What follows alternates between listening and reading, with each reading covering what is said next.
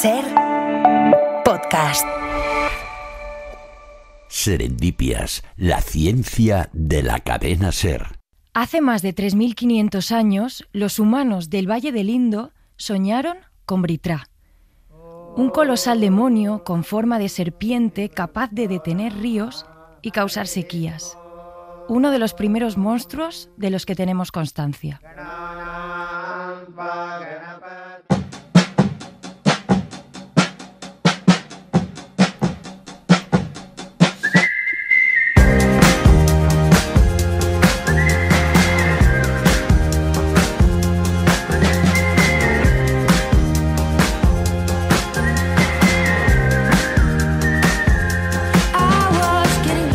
Tenías razón, debajo de tu cama había algo cuando tenías 5 años y de hecho lo sigue habiendo.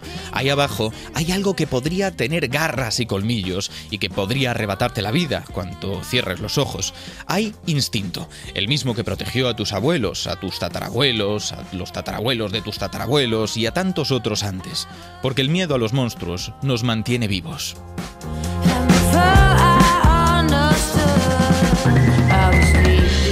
Hemos sido presas y eso es algo que no se olvida. Puede haber un predador tras cada roca y debajo de cada cama, por muy viscoelásticos que sean los colchones. Somos animales diurnos, vulnerables a la oscuridad y en la impenetrable negrura de nuestro cuarto no hay hogueras para ahuyentar a las fieras, pero sí lucecitas de noche que, inocentes de nosotros, blandimos contra los insondables terrores de nuestra mente.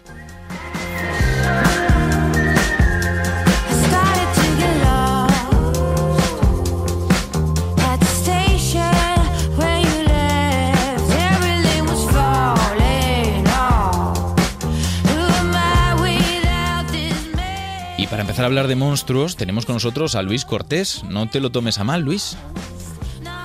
Nada que ver. Yo sé que me tenéis mucho cariño y que soy un ser luminoso que a través de la filosofía va a dar alguna clave. Sin duda, es lo que vamos a intentar. Por cierto, Luis, ¿te ha gustado esta voz con la que hemos empezado el programa? Bueno, me ha parecido maravilloso. Quiero añadir que estoy agradecidísimo de estar una temporada más con vosotros en Serendipias. Esta voz casi de otra dimensión, ¿no? Que nos lleva además porque a lo liminal. Tú estás en una nueva temporada de Serendipias y empezamos esta temporada, que no lo dije en el anterior programa, con Mariola, nuestra nueva productora, que es quien pone esa voz en la introducción. Así que, pues bienvenida, Mariola. Esperamos que estemos muchos programas juntos. Y ahora sí, vamos a hablar de monstruos, Luis, porque tu sección es de definir, de sentar las bases que nos van a ayudar durante todo el programa a tener las cosas claras. ¿Qué nos has preparado? Así es, hoy tengo, claro, la palabra era monstruo, que encima es una palabra tremendamente sonora, ¿no os parece monstruo? Pues bueno, es una palabra que viene del latín, monstrum, y a su vez deriva de una partícula monere que tiene que ver con avisar, con advertir, pero la idea de monstruo que tenemos en realidad la recoge muy bien la actual definición de la Real Academia Española, el diccionario común y corriente que todos tenemos en casa, pero veréis que hay un matiz interesante que os traigo para comentar. Tenemos las dos primeras acepciones de la palabra, acepción 1, acepción 2, del término monstruo. Vamos a escucharla, si os parece, y comentamos a continuación. Vamos a ello. Monstruo. Ser que presenta anomalías o desviaciones notables respecto a su especie. Y en su segunda acepción, ser fantástico que causa espanto. Claro, cuando decías que la RAE lo recoge perfectamente, digo, ¿será este el primer programa en el que no corrijamos a la RAE? Pero al escuchar la primera acepción me preocupa bastante. Cualquier cosa que se aparte lo suficiente de la norma ya es un monstruo. Claro, es curioso, ¿no? Porque fijaos que en la primera parte la RAE nos dice ese ser, ¿verdad?, que se desvía de la norma de su especie, lo cual ya, digamos que es una definición ciertamente pasada por la ciencia. Y ya en la segunda dice, bueno, cualquier ser fantástico, criatura legendaria. Ahí ya se escuda. Claro, son dos capas de realidad, ¿no? Bueno, pues lo siento mucho, pero para mantener la tradición vamos a criticar a la RAE. La RAE recoge muy bien la noción que tenemos de monstruo hoy, pero no recoge todos los matices que ha tenido el concepto monstruo a lo largo de la historia. Y si te parece, los comentamos porque son fascinantes. Vamos a empezar. De entrada, fíjate, el término a nosotros nos resuena con algo a lo que en principio hay que temer, ¿verdad? Sí es cierto que pues encontramos expresiones cotidianas como, pues qué sé yo, Paco de Lucía fue un monstruo de la guitarra española. Claro. Quiero decir, una cualidad sobresaliente de algo. Entendemos Pero que además esto tiene de- una connotación positiva ahí, monstruo. Eso es, esto de monere, de advertir, de avisar, que os decía yo que está detrás del origen latino, ¿verdad?, del término monstruo, está directamente relacionado con una de las primeras acepciones originarias, cuando aún no había diccionarios, que tenía la palabra monstruo, y es una advertencia de los dioses, un presagio, pero que no era necesariamente negativo. A veces podía ser el aviso de que algo bueno estaba por venir. Qué bueno. Entonces, creo que este matiz es importante, ¿no? Pero lo hemos ido Nosotros transformando, lo hemos asociado al final solo a lo malo. Efectivamente, se ha ido asociando solo a lo malo porque ya, pero muy tarde, muy tarde, muy tarde, toda la Edad Media todavía tiene esta cosa de alegoría fantástica, ¿verdad?, con los bestiarios medievales, estos seres que parecen salidos de otro mundo, y sin embargo llega la modernidad, y ya a partir de un cierto siglo, el siglo XVI concretamente, empezamos a entender que el monstruo ya no es solo un aviso divino de algo que puede ser bueno, sino que es el presagio de malos augurios, la condena o incluso el castigo. Y ahí entra toda esta parte de la deformidad, del rechazo, de lo completamente apartado de la moral, ¿no? Se asocia lo deforme y lo feo a lo malo. Fíjate cómo el concepto es muy parecido al de algo extraordinario, precisamente Muy porque bien. se separa mucho de la norma, pero con extraordinario esas connotaciones positivas las hemos mantenido. Y quiero hacerte una pregunta Sí. y aprovechar, porque me parece muy extraño que cuando partimos de una definición que plantea lo monstruoso como aquello que se aleja de la norma y por lo tanto de lo que solemos ver en la naturaleza, en cambio no era algo malo por necesidad que se apartara de la naturaleza. Es algo que hemos ido adoptando, esa relación entre se aparta de la naturaleza y es malo en un momento en el que casi que queremos volver a la naturaleza, que lo consideramos desde esa falacia naturalista como que todo lo que no es urbano y artificial es bueno, salvo los monstruos. Justo, has dado en la clave. Fíjate, San Agustín, nos vamos muy atrás, ¿verdad? Nos vamos a una época en la que prácticamente se está acabando la antigüedad. San Agustín vive entre los siglos IV y V de nuestra era. Bueno, San Agustín empieza a defender al monstruo como diciendo, bueno, Dios no puede haber cometido errores en la creación. ¿Quiénes somos nosotros para hablar de deformidades? ¿Acaso Dios juega al azar? ¿No? Claro. Como recordará mucho después Einstein. Y entonces San Agustín defendía que de alguna forma el hecho de que haya desviaciones de lo natural es también natural. Y recogía un pensamiento muy aristotélico.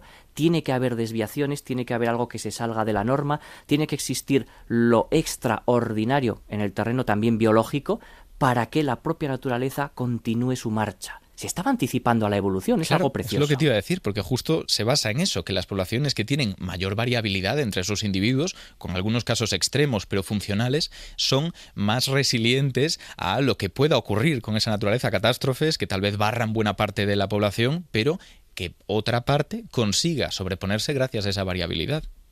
Tal cual. Y esta variabilidad, que es la que nos permite hablar de la diversidad y de la riqueza, por desgracia, a partir del siglo XIX empieza ya a revertirse completamente y a transformarse en un motivo de burla.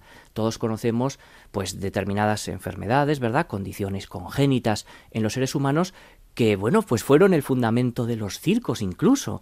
Las personas con determinados atributos corporales eran exhibidos como rarezas para que los demás se rieran a su costa. Monstruos de feria. Monstruos de feria, efectivamente. Ahí está esta película de los años 20 que intenta indicarnos cuidado porque lo monstruoso, que en principio fue algo que podía ser bueno, que en principio era algo relacionado con lo sobrenatural, se ha terminado convirtiendo en lo apestado, en aquello que debemos rechazar y casi te diría erradicar. Bueno, pero por suerte en este programa no vamos a erradicarlo, sino profundizar más en ello. Y hay una pregunta que yo quiero hacerte, porque explorando este tema de los monstruos, hay algo que encontramos, tal vez no siempre de las mejores fuentes, pero es la idea de que los monstruos, tal y como ahora los entendemos, en sus casos más peligrosos, de aquellos que requieren advertencia, como decías al principio, eran una especie de abstracción de las cualidades de todo aquello que nos podía hacer daño, de esos predadores que tenían algunos los dientes terribles, otros las garras, otros las alas para llegar desde el cielo, y que acaban condensándose en esos individuos de los bestiarios, ya fueran dragones, mantícoras, que abstraían el peligro. ¿Esto tiene sentido o es pura... Tiene mucho sentido. No, está muy bien traído, Ignacio. De hecho, la antropología comparada hace estudios sistemáticos acerca de los monstruos de los pueblos, de las creencias en monstruosidades que han tenido las distintas civilizaciones y los distintos pueblos humanos. Pues bien, se ha dado con alguna clave, y decíais en la preciosa introducción, comentabas el término, ¿no?, de las oscuridades que nos atrapan y esa sospecha permanente de que el peligro se puede cernir sobre nosotros. Con la voz de Mariola, a la que damos la bienvenida, se anunciaba la forma de la serpiente. La serpiente es una constante, aparece en muchas civilizaciones. Está luego con la Eneida de Virgilio, castigando por haber destruido el caballo de Troya. De alguna forma hay ciertos, entre comillas, universales, y los antropólogos sospechan que puede deberse a una mezcla entre la fascinación por alcanzar como humanos cualidades casi divinas y el temor a todos los animales, que son muchos, que nos superan con creces en dominio, en fortaleza o en manejo de medios que no son completamente extraños.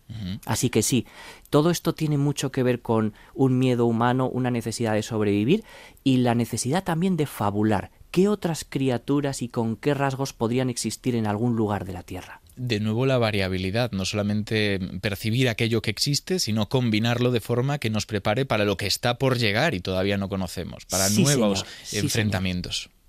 Sí, señor, y transformado todo esto en arte. Yo creo que si recogiéramos esto, podríamos preparar una definición para nuestra Real Academia. ¿Qué te parece? Venga, vamos a intentarlo.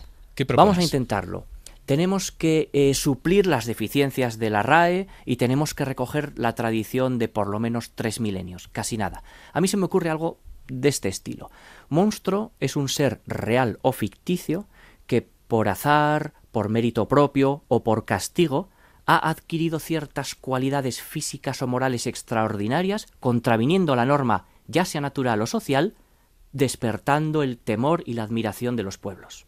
Oye, muy completo, muy bonito. Me llevaría nuevas bonito. Preguntas como eso de adquirido. ¿Quiere decir que todo monstruo hubo un momento en el que no fue monstruo antes de adquirir? Pero creo que pues eso fíjate, nos abriría muchas capítulo. Cuestiones. Sí. Así que vamos a emplazarlo para otro capítulo, Luis. Y quiero agradecerte esta buena entrada en la temporada, hablando de un tema que tanto encaja con lo que tú eres, porque tú eres un monstruo en el sentido más positivo. Muchas gracias. Y larga vida Serendipia. Era el castillo del conde Drácula. Corrió hacia él, empujó el pesado portalón, subió las escaleras. Y allí, en el último peldaño, estaba el conde Drácula, que le decía: oye, chiquita, qué gozada, enchufa el tocadiscos y vamos a bailar.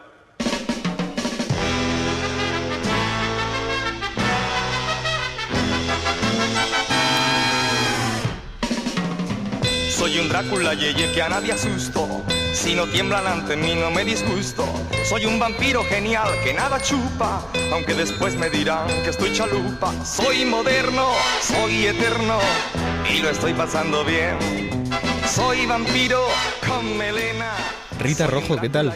Jolín, muy bien. Con esta música mejor, ¿no? Bastante en ambiente ya. Claro, Drácula Yeye. Bueno, para que la gente sepa quién eres, que igual les suena tu voz, porque puede que sean oyentes fieles de Asuntos Animales. Me encantaría que la gente que escucha Serendipías... Ojalá. Yo creo que hay una población que se solapa, ¿no?, entre un podcast y otro. Sí.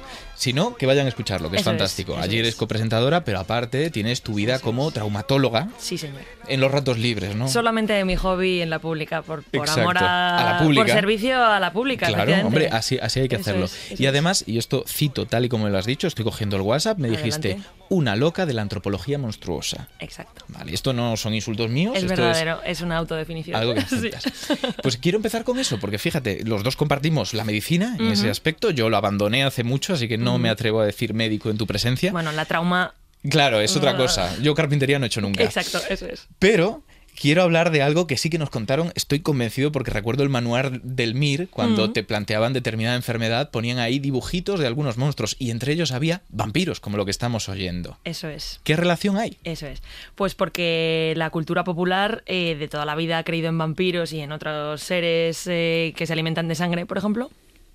Y hay algunas enfermedades, no solamente la que es como más popular, pero hay algunas enfermedades que se pueden relacionar. Y se ha buscado como por qué la gente que no tenía estudios de medicina podía pensar que que esos seres existían. Claro, porque ¿qué características tenían estas enfermedades? ¿De qué estamos hablando? Claro, pues por ejemplo, seres que no pueden salir de día porque tienen mucha fotosensibilidad, es decir, que no les puede dar el sol, pues seres que se les cae la piel a trozos, Seres, hablamos por ejemplo. de humanos, además, ¿no? Claro, aspecto humanoide, pero que Claro. tienen como cosas raras que dices, uy, esto no es del todo así, ¿no? Entonces, pues de repente tu vecino empieza a hacer cosas extrañas y de repente tiene como un gusto muy grande por la sangre. Y entonces, pues solamente hay una explicación, que es que sea un vampiro. Claro, no que hay va, otra. Que va, claro, en el siglo XVIII, ¿qué vas a pensar? En el siglo XIX, No pues... puedes hacer un buen análisis para ver que se está acumulando una proteína, como ocurre, por ejemplo, con la porfiria. Exacto. Se acumula ahí Eso en es. las células, produce esa fotosensibilidad. Eso es. Además, también las encías Eso puede es, eso es, afectarlas eso es. para que parezca como el Eso diente afilado. Hay un montón de ejemplos de estos, pero para poder seguir hablando de ello y poner no solamente los casos médicos, sino los casos paleontológicos, Eso es. pues tenemos con nosotros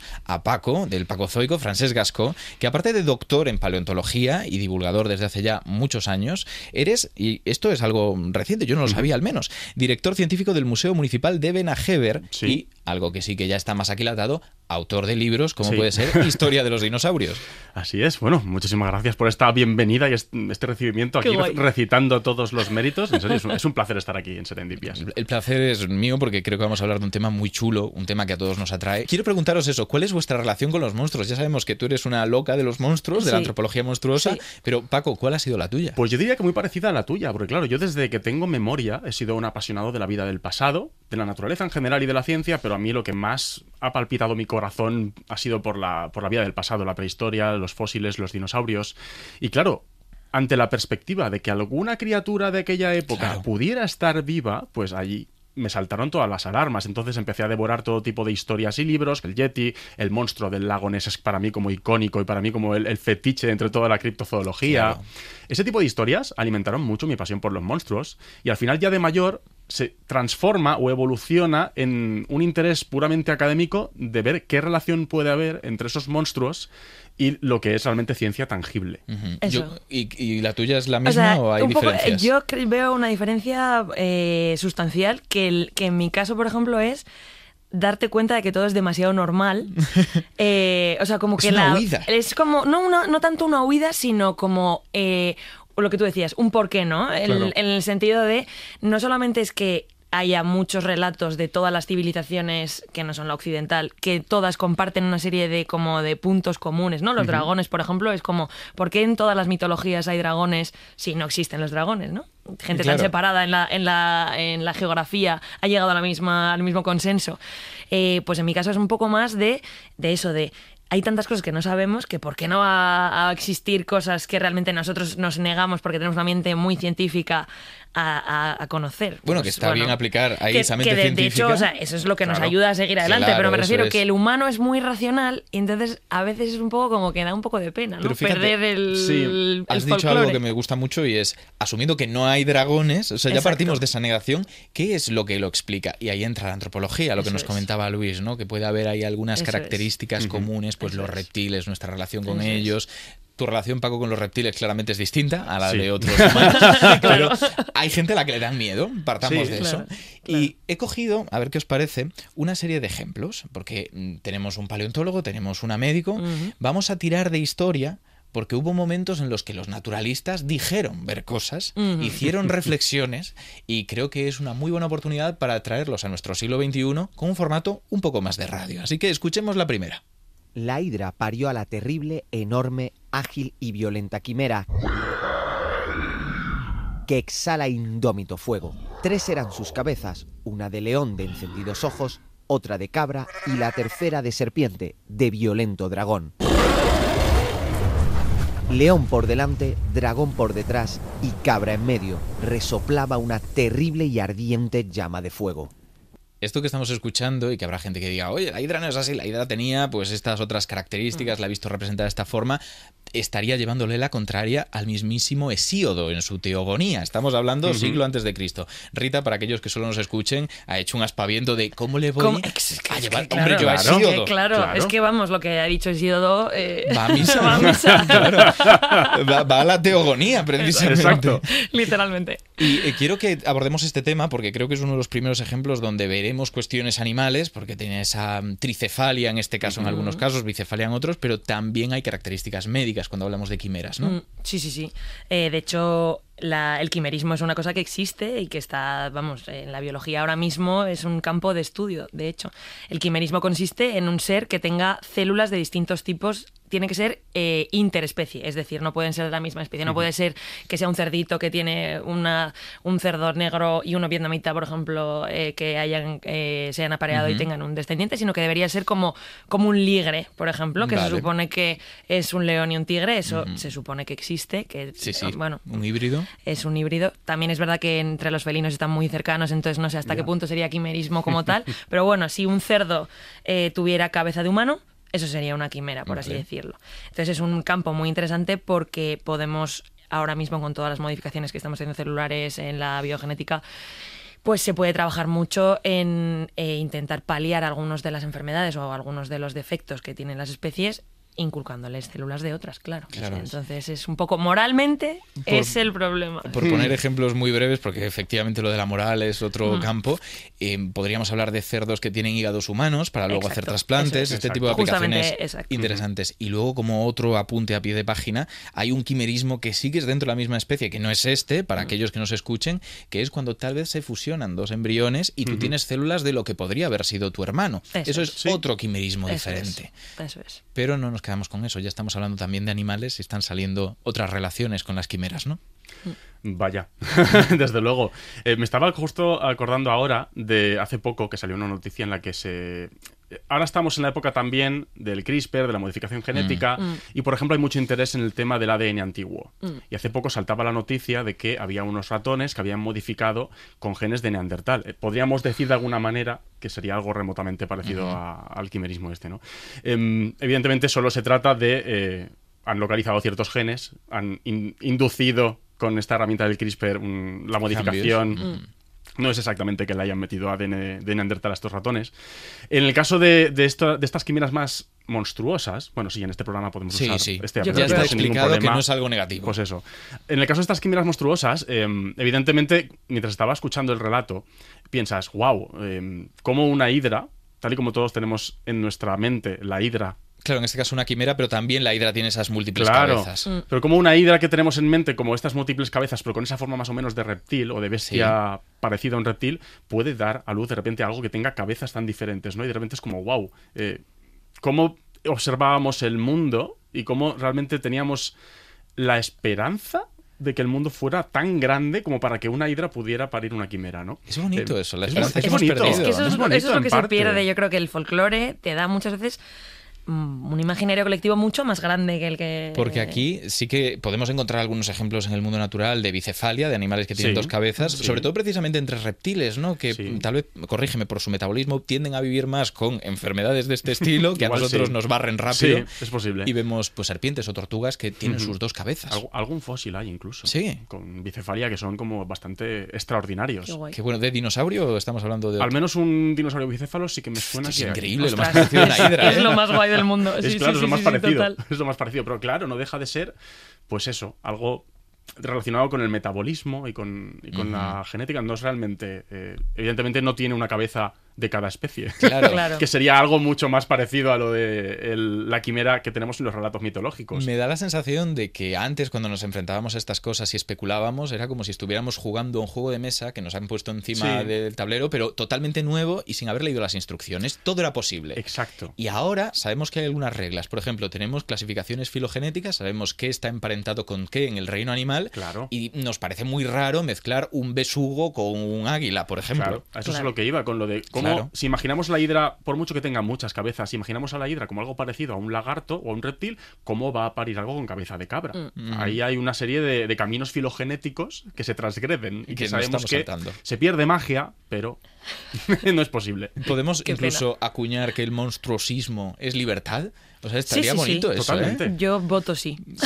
Sabiendo dónde hablamos de él y que eso no se trata de decir, no, esto es posible y vamos a cambiar los libros de biología. Es bonito, ¿no? Darle una vuelta. Sí, pero por ejemplo, lo que hablábamos antes de los vampiros, a mí me parece muy penoso Ya empieza, muy ¿eh? entrecomillado, pero o sea, ahora son solo pues personas que tienen porfiria. Es decir, sabemos que han acumulado mucho metabolismo del hierro mal hecho y entonces necesitan hierro para Claro, estar bien. claro. Pero no es muchísimo más romántico pensar que es gente que viene de Transilvania, ni siquiera de Transilvania, que es Claro. que pueden estar en cualquier parte y que pueden ser maravillosamente monstruosos, ¿no? Pues ojalá, pero claro, no. Son capas, yo gente. creo que se suman. Sí. Y que Son según de qué gente. estemos hablando, pues vamos Claro. incluyendo esa capa antropológica, esa capa incluso poética, de todo lo que hemos creado alrededor. Pero tenemos más ejemplos, porque ya que estamos pues con Hesíodo, que ha sido el primer invitado en esa voz, aprovechamos para darles gracias a Pedro, que es el locutor de estas piezas.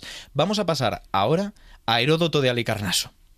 Por el lado del norte parece que hay en Europa copiosísima abundancia de oro, pero no sabré decir dónde se halla ni de dónde se extrae.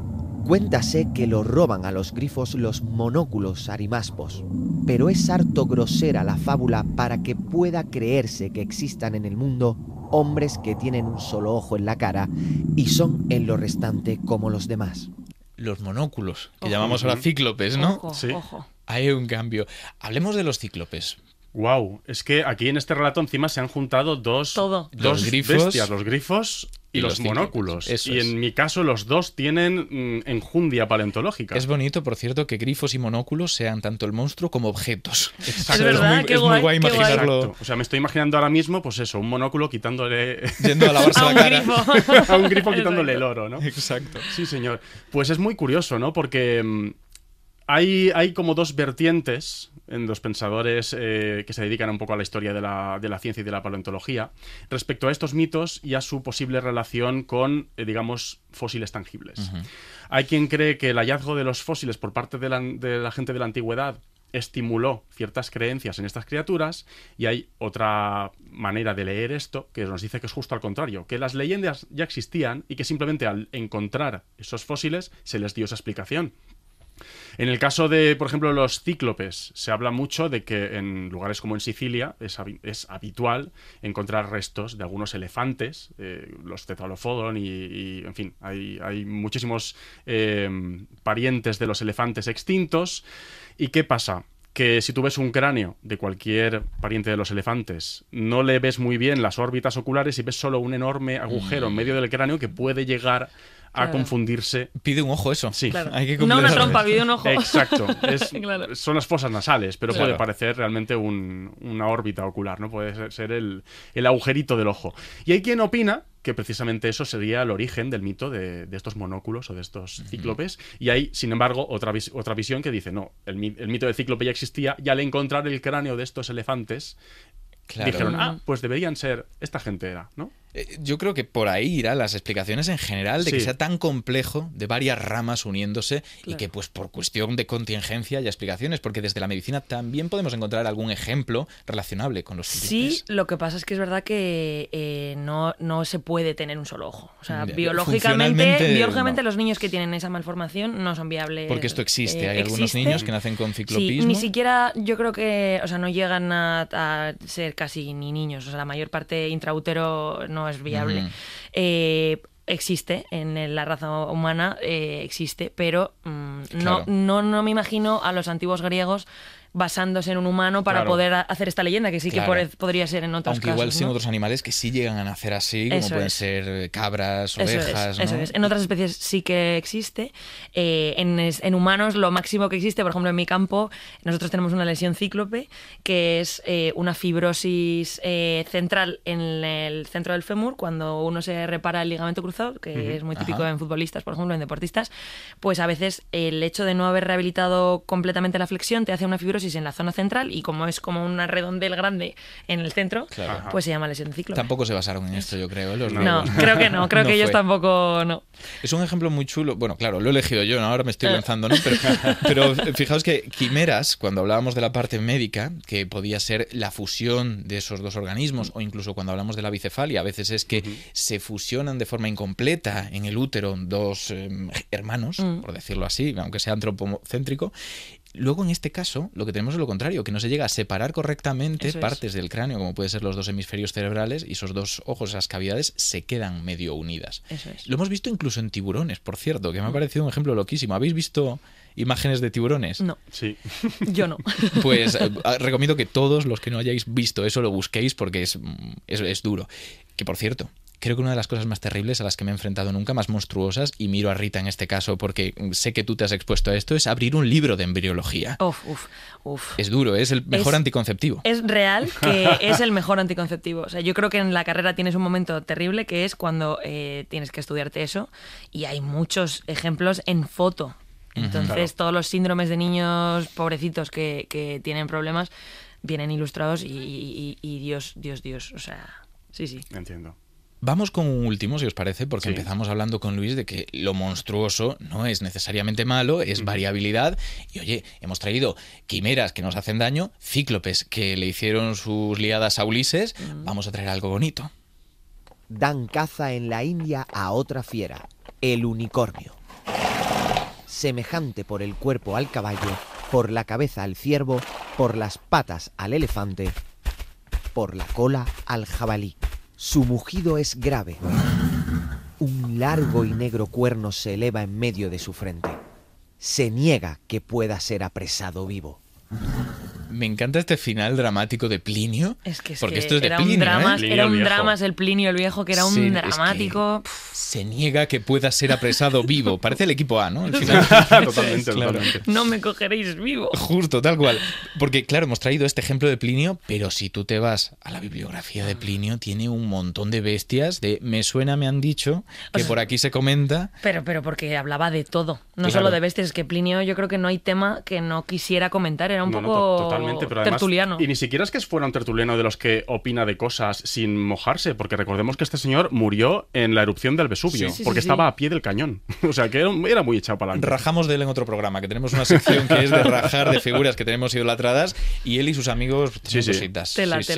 Hacía una cosa muy curiosa, y es, para escribirlo, todo lo que escribía, pedía que un esclavo le leyera lo que escribían otros, y otro segundo esclavo copiaba lo que él iba queriendo. Copia esto. Era fantástico, era el control-C, control-V en modo esclavitud. Igual uno se llamaba Control C y el otro Puede Y el ser. Control otro, V. exacto. Sin duda. Hablemos entonces de esos unicornios, porque podemos ponernos a especular, como hemos hecho las otras veces, y seguro que algún bicho encontramos al que se pudieran parecer, ¿no? Con este aspecto de patas de rinoceronte. La verdad es que sí. De hecho, cuando lees la descripción, en lo primero que piensas es en un rinoceronte, que al fin y al cabo tiene un uno o dos, pero puedes llegar a pensar que tiene un único cuerno. Al fin y al cabo es un pariente cercano de los caballos, es un perisodáctilo. Y de hecho hay mucha gente que apoya que igual a lo que se referían era un elasmoterio, ¿no? Que es un rinoceronte lanudo que se extinguió hace unos 30.000 años. Hay incluso quien dice que podía haber sobrevivido hasta tiempos históricos, y ahí rozamos la criptozoología Claro. para explicar el mito del unicornio. El unicornio tal cual lo reconocemos ya en la época actual, ya ha pasado por el filtro de la Edad Media. Y en la Edad Media ya se le consideraba una criatura benevolente, que simbolizaba un poco la bondad y el don de Dios. Había pasado el filtro de que a partir del siglo XI se empezó a comerciar con los colmillos de narval, y de repente se pensó que eso era el cuerno del unicornio y se le puso ese cuerno tan bonito, tan enroscadito, como Claro, caracola. que son Sí. colmillos del narval. Los narvales son estos parientes de las ballenas que Exacto. tienen un diente larguísimo en medio que de la le cabeza, sale como ¿no? si fuera precisamente un cuerno Claro, de unicornio. Pero si nos vamos a las definiciones así como más antiguas, yo soy un firme defensor de que realmente estaban describiendo un rinoceronte, como el rinoceronte indio, Claro. pero que en estos relatos que le llegaban a Plinio o al resto de naturalistas, llegaban a mezclarse, en plan teléfono loco, se llegaban a mezclar informaciones de varias bestias. Creo yo. Fíjate que voy a apoyarlo con un dato curioso que no lo conocía hasta que empecé a preparar este programa. Y es que en la Biblia hablan de unicornios. No lo sabía yo. Ostras. Y viene de una mala traducción. De monoqueros, de monoceros, que aparte de ser el género del narval, ¿no? Sí. Es cómo se referían a los rinocerontes en aquel momento. Hablaba de, tenía la fuerza de un unicornio o varios unicornios, no recuerdo. Bueno, pues en las traducciones realmente menos poéticas y más rigurosas hablan de o bueyes, pero o rinocerontes que están ahí. Y yo lo voy a apoyar también con otro dato, que es que en la Edad Media la gente dibujaba realmente mal. Eso es verdad. No sé si habéis visto grabados de libros medievales Sí, sí. de los conventos donde los monjes transcribían lo que ellos entendían de los textos Claro. antiguos. Y, por ejemplo, si queréis, los oyentes y vosotros, buscad ballenas, porque flipas. O sea, son unos Sí. dibujos que no tienen nada que ver con una ballena. Entonces, claro, pues igual Exacto. por eso también viene un Totalmente. poco Yo creo que es todo, ese, ¿no? el efecto transcripción de monjes es una especie de teléfono roto. Eso es. Y al final ha creado también monstruos en sí mismo. Claro, ponerte a dibujar cosas que no has visto nunca, pues Exacto, es lo que tiene. es muy difícil, tiene mérito. Exacto. Es también muy difícil haber resumido tantos conceptos en este tiempo, pero lo habéis hecho genial y quiero agradeceros, porque por desgracia la sección llega hasta aquí. Un placer. Igual. Muchísimas gracias. Muchas gracias. Lucha de gigantes convierte el aire en gas natural. Un duelo salvaje advierte lo cerca que ando de entrar en un mundo descomunal. Siento mi fragilidad. Y si vamos a hablar de monstruos, no podía faltar Evelyn, que hemos estado hablando contigo de monstruos y de seres de otro mundo durante temporadas, y ahora que hemos cambiado, pues volvemos a los orígenes. Hola, ¿qué tal, Ignacio? Ay, pues sí, estoy muy feliz porque ha vuelto paranormal, pero no tanto. Y sí que hemos hablado de monstruos, hemos hablado del kraken, de serpientes marinas, del Mothman, de dragones, de un montón. Los monstruos que hemos estado contando hasta ahora son monstruos que se crearon a partir de la imaginación de las personas, pero con experiencias visuales. Es decir, veían cosas, como por ejemplo de las serpientes marinas, que realmente lo que estaban viendo son penes de ballenas, pero que no. Recordemos que eso se contó en Serendipia, sí. Pero hoy te quiero contar cosas, monstruos, que nos imaginamos a partir de lo que escuchamos, porque el sentido del oído también puede engañarnos un poquito. Me gusta esta reivindicación de que la radio siga siendo escuchada en la temporada en la que Hombre. más visuales somos, que por cierto, pues gracias a Bea como siempre por hacer esto posible, y a Amanda, que es nuestra coordinadora de vídeo. Sí, ahora tenemos que venir peinados y arregladitos a la radio también, ¿eh? Ya Sí, no se vale. sí, de es necesario, cualquier ya no manera. puedo venir como venía antes. Bueno, entonces, ¿qué ejemplos tienes? ¿Qué nos quieres contar? A ver, hay uno de los monstruos, y no sé si decirles monstruos, porque cuando decimos la palabra monstruo, obviamente imaginamos a un ser con una, digamos, una belleza un poco dudosa, ¿no? Animales que son un poco difíciles de ver. Pero no te preocupes hablamos porque en este programa ya hemos dejado claro que monstruo va en las dos direcciones, simplemente es extraordinario, para bien o para mal. Correcto, está ahí. Pero la cuestión es que eran eso, ¿no? Monstruos o seres que tenían intenciones terribles, pero a partir de la imaginación. Pero una cosa es escuchar el canto de una sirena, que obviamente también había animales detrás, y otra cosa distinta es escuchar unos sonidos que no sé si nos imaginamos a bellas damas. Escucha. Madre mía, no, desde luego que no. A ver. Resopla por la nariz, supongo que tendrá nariz. Y no lo está pasando muy bien. ¿Qué es esto? Da un poquito de miedo, ¿eh? Sí. ¿Qué es? Pues mira, Demoníaco. vas acertando, te acercas. Mira, los primeros que escucharon este sonido y que no tenían ni idea de lo que estaban escuchando son unos colonos europeos que llegaron a la isla de Tasmania. Ay. Y lo que creían escuchar eran precisamente demonios. Y le pusieron el nombre precisamente de demonio de Tasmania. Vale. Pero que de demonio no tenía nada. Lo que estaban escuchando era un animal. Hombre, solo con el sonido yo entiendo el susto. Estás en una tierra desconocida, una tierra que además intenta matarte constantemente, y ese sonido no augura nada bueno. No, pero se trata de un animal. De hecho, es un marsupial carnívoro, también bastante carroñero, Es nocturno. pequeñito. Sí, y pero es pequeño, pero tiene una laringe muy grande, una boca muy grande también que le sirve de como de caja de resonancia, y hacen este repertorio vocal pues de gruñidos, soplidos, ¿no? Chillidos, rugidos, pero que lo utilizan sobre todo contra sus rivales cuando quieren acceder a la comida o a potenciales parejas. Así que no son demonios, simplemente tienen a lo mejor un poquito de malos modales a la hora de cenar. Es un buen ejemplo para empezar porque ya no es que nos confundan nosotros ahora, es que históricamente ha generado confusión. ¿Qué más tienes? Pues tengo otro sonido que si este nos evoca cosas un poco diabólicas, hay otro sonido que parece que haga temblar la tierra. Dios.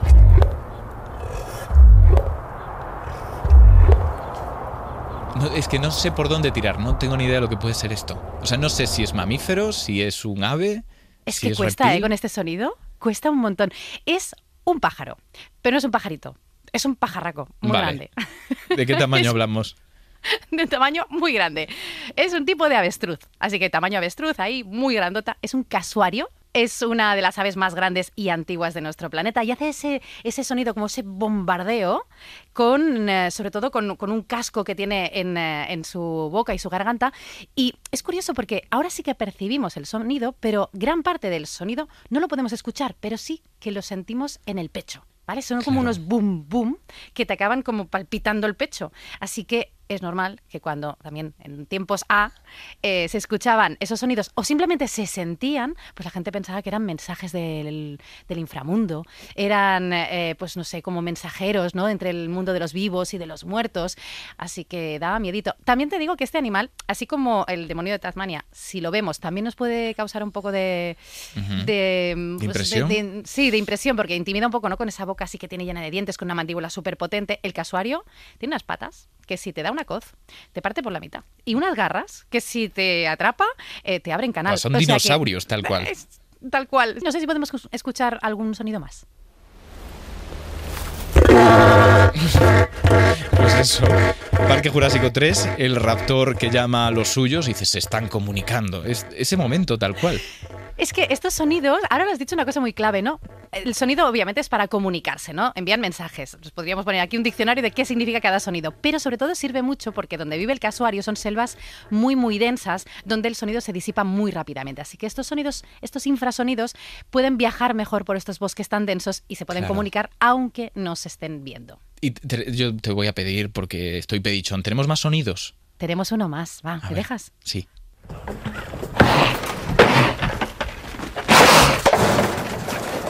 Pues las pesadillas están servidas. ¿Tenemos algún ejemplo a continuación que sea un poquito más suave, no tan jurásico? Sí, uno menos jurásico y más cercano, porque no hace falta viajar a lugares remotos para encontrar monstruos de estos imaginados por sus sonidos. Hay un canto que podemos escuchar en nuestros pueblos de nuestro país que también ha inspirado leyendas de lo más temidas. Escucha.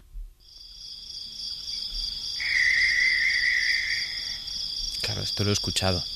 Ah. Esto sí. Aparte de los grillos, ¿eh? Sí, esos me cuentan. Estaban ahí. ¿Qué crees que es? Voy a intentarlo. Dios, es que yo he tenido en mi jardín lechuzas, entonces sospecho que son lechuzas.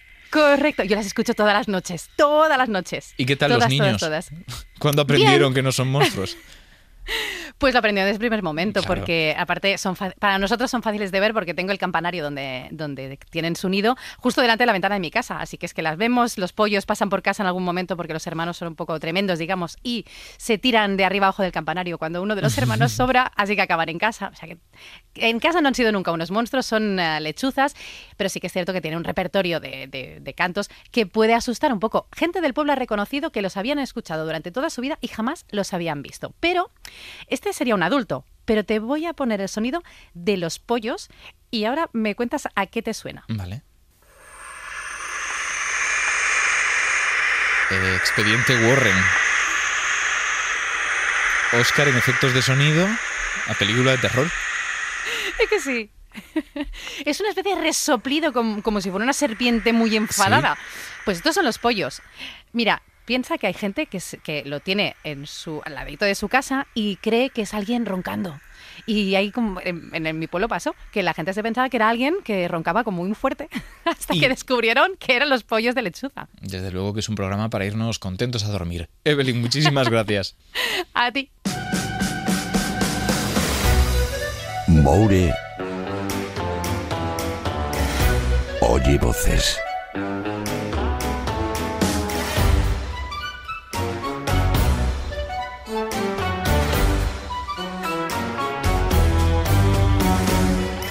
Tenemos con nosotros ya nuestro colaborador más físico, en el sentido de que siempre bailando, ¿eh? Sí, siempre. además cuando no lo hago me obligan. Me hacen señas ahí desde la pecera, empieza a ver baila. Y estás bailando por primera vez en este estudio, porque no lo saben nuestros oyentes, estamos en un estudio nuevo. Sí, estamos en un estudio nuevo y ya lo verán quienes nos vean en redes o en YouTube. Cosa que recomendamos. Sí, que el estudio es chulísimo, la verdad. Es un estudio, es un monstruo. Es un monstruo el estudio. ¡Qué monstruo! Pues de monstruos vamos a hablar. Vamos a hablar de monstruos. Tengo unas preguntas chulísimas y además a ver si reconoces esta voz de la primera pregunta.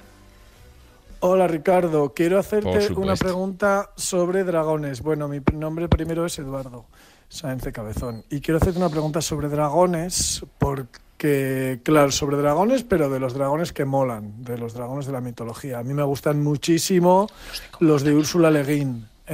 Los del Mago de Terramar, esos me encantan, pero también soy muy fan de los dragones de Tolkien y de algunos otros. Incluso llegué a leer la serie de la Dragonlance, imagínate. Entonces, la cosa es, ¿cuál es una buena táctica? La pregunta es, ¿cuál es una buena táctica para vencer a un dragón? Físicamente, o sea, porque a lo mejor uno le puede hacer como engañarle, porque son seres inteligentes, uno puede engañarle o engatusarle o tal, aunque son muy listos. Pero si entramos ya en el terreno de la batalla física, claro, ¿cuál es un buen punto? Tienen puntos débiles, cómo se encuentran, cómo se les puede obligar a exponerlos. Estoy que vivo sin vivir en mí con este tema. Fíjate, claro, está hablando Edu Sáenz de Cabezón, presentador de Órbita Laica. Él ya es listísimo. Él seguro que por esa parte puede superar a los dragones. Claro. Aunque, fíjate, yo voy a poner mucho de ejemplo en esta respuesta a Smaug, el dragón del Hobbit, Smaug el dorado, el terrible, que era un dragón, por cierto, muy pesado, muy turras, pero lo de engañarle no funciona, porque de hecho Bilbo intenta engañarlo. Pero Bilbo no es Edu Sáenz de Cabezón. Bueno ya, pero Bilbo es apañado, le intenta engañar, y el dragón se encabrita muy fuerte y se va a destruir una ciudad. Entonces, claro, en este caso, yo creo, en Serendipias no somos partidarios de matar dragones. No. Pues al final es una especie, son especies, son individuos casi únicos en su especie. Si te encuentras uno, pues uno que has encontrado, ¿no? Uno que has encontrado, y además las historias de dragones suele ser, pues al final, típica historia de gente que invade un hábitat natural para construir su aldea. La plataforma de protección a los dragones ya mismo. ¿Qué pasa? Que Smaug era malvado, no era buena gente. Había motivos. Sí. Se lo buscó. Entonces, viene Smaug, hay que enfrentarse a él. ¿Cómo acabamos con él? Pues no sé si te acuerdas que Smaug tenía un punto débil. Smaug estaba acorazado, tenía cama muy gorda y además en el libro tenía el cuerpo, tenía toda la parte de abajo cubierta de tesoritos que se le habían ido incrustando de dormir encima del tesoro. Y en el libro, pues justamente a la altura del corazón, la casualidad, le falta un tesorito. Estaba ahí preparado. Estaba preparado. Y en el libro, y en la película le falta una escama. Entonces, pues de un tiro certero, Bardo, ¡zas!, le da un flechazo y Smaug muere. ¿Podríamos encontrar algo así en un dragón real si los hubiera? Pues vamos a buscarlo en los dragones de Komodo. Claro, hay que compararlo con parientes relativamente cercanos. Claro, lo más cercano. Dragón de Komodo. Ojo, están acorazados. Los dragones de Komodo tienen en la dermis unas plaquitas de hueso muy pequeñas que se llaman osteodermos y que forman literalmente una cota de malla. Si tú miras, es que además hay artículos, si miras un dragón de Komodo en rayos X, le ves cubierto de una auténtica cota de malla. ¡Qué bueno! Que le sirve para protegerse de los de su especie, porque los dragones de Komodo son caníbales y muy territoriales. ¿Qué pasa? Que están cubiertos de esta cota de malla en todas partes, menos en un lugar muy especial. ¿En serio? El ojo parietal. Ah, vale, pensé que iba a ser ya en el corazón y digo, pues esto era Tolkien siendo de nuevo una persona muy formada que conocía todos los detalles. No. En realidad ellos, los reptiles, sobre todo los lagartos, tienen en el cráneo, entre los ojos y arriba, tienen un pequeño, entre comillas, un ojo que no está desarrollado del todo, que al final es como un gurruño de células fotorreceptoras. Un bullido cubierto por piel. Sí, que está cubierto de piel, ¿vale? Y está directamente conectado con el cerebro, pero ahí no hay ni osteodermos en esa piel que está encima del ojo parietal, ni tampoco hay cráneo. O sea, es como un agujerito que si tú me tiras así el dedo, le das en el cerebro. Como un bebé con las fontanelas. ¡Ay, qué horror, Ignacio! Me ha dado mucha grima, pero sí. Es así. Sí. Y tiene sentido que sea así, ¿no? Por la función que tiene este ojo parietal. Tiene que llegarle la luz. Este ojo parietal distingue un poco luces y sombras y sirve en las especies que lo tienen un poco menos desarrollado, pues para regular su reloj interno con los ciclos de luz-oscuridad.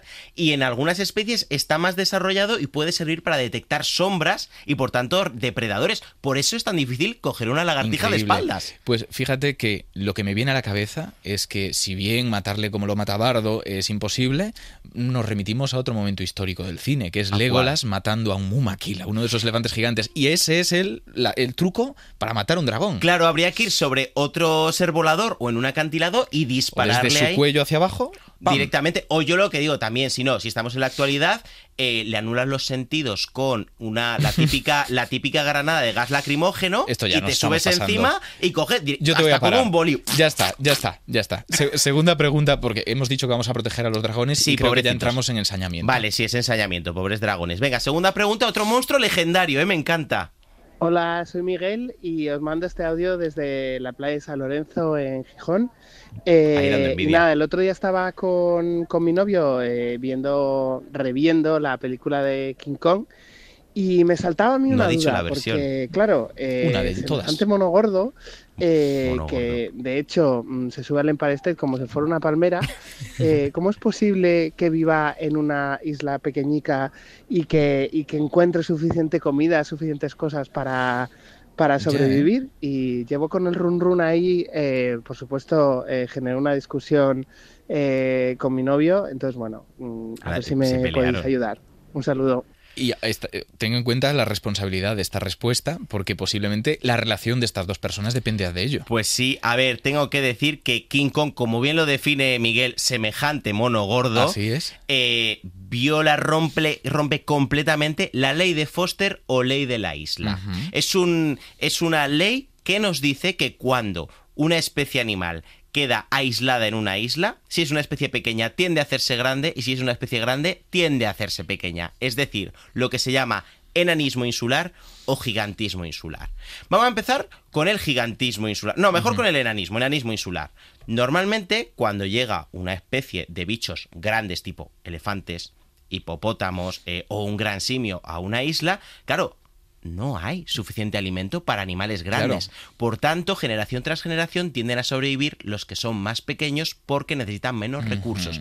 Y al cabo de unas generaciones, bastante pocas en realidad, el enanismo insular se produce en pocas, pues disminuyen de tamaño. Por eso, en Malta o en Creta, en Sicilia, hay fósiles de elefantes enanos. Como nos contó Paco, efectivamente, que hablamos de ellos. No llegamos a explicar por qué, pero ahí está el motivo. Ahí están, o en Chipre de hipopótamos enanos, o la famosa isla de Flores, donde se encontró el Homo floresiensis, que es una especie humana descendiente de Homo erectus de 1 metro, que son los que llaman los hobbits, hoy que estamos tan tolkienianos. Pero dices que también está el gigantismo insular. El gigantismo insular sucede en animales que son bastante pequeños, es decir, no podría suceder en el caso de un gorila. Sucede, por ejemplo, pues en muchas islas del Pacífico o en la isla de Flores hay ratas gordas, ratas de varios kilos, porque allí se encuentran lo contrario, se encuentran mucho alimento disponible porque en su caso pues no hay, por ejemplo, pequeños y medianos herbívoros como los conejos que coman césped, y se quedan ahí comiendo césped y terminan haciéndose grandes porque al ser grandes pues tienen más reservas y más posibilidades de sobrevivir.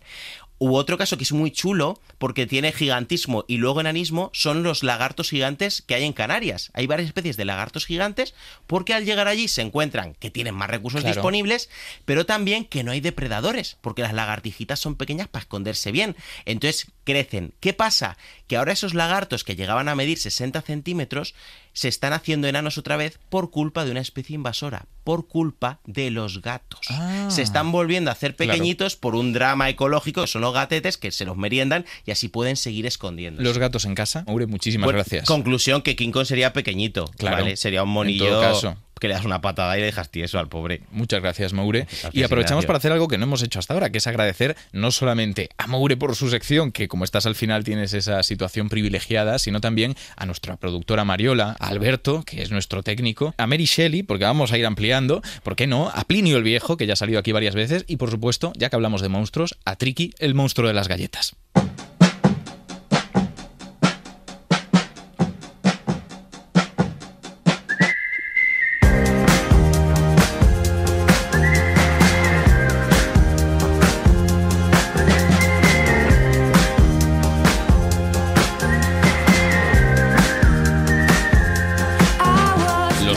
Eran reales, pero no como pensábamos. Eran las fieras que nos cazaban y los bramidos que nos erizaban el pelo.